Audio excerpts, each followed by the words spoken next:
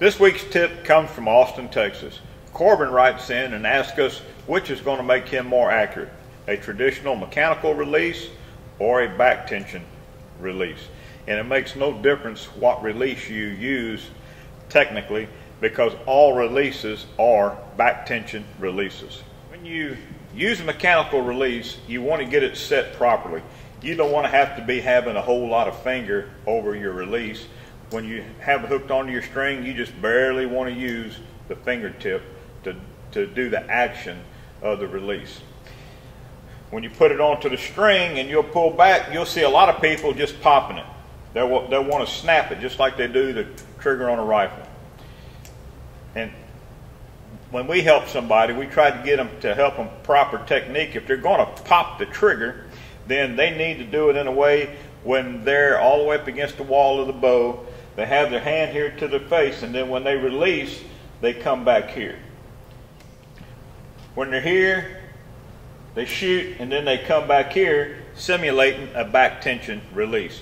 Back tension is exactly what it implies. You pretend that you have a pencil in between your shoulder blades. When you're here, you want to flex your shoulders, your shoulder muscles, and that's what actually pulls the string. But on this particular type of release, everybody wants to shoot it like they do a rifle.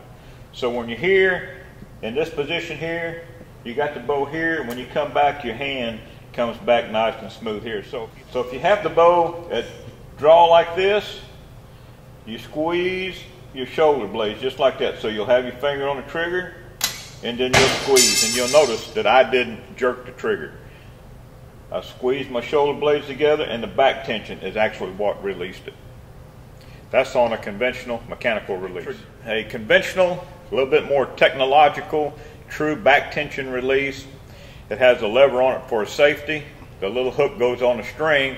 So when you pull the string back in this position, then you take your safety off. And while you have your safety off, it's the same procedure. You're here, you're pulling the bow back, you take the safety off, and then when you get far enough back here, when you squeeze your shoulder blades enough, the release releases the string. Now these need to be set. They come with 3 different types of springs, a light, medium, and a heavy.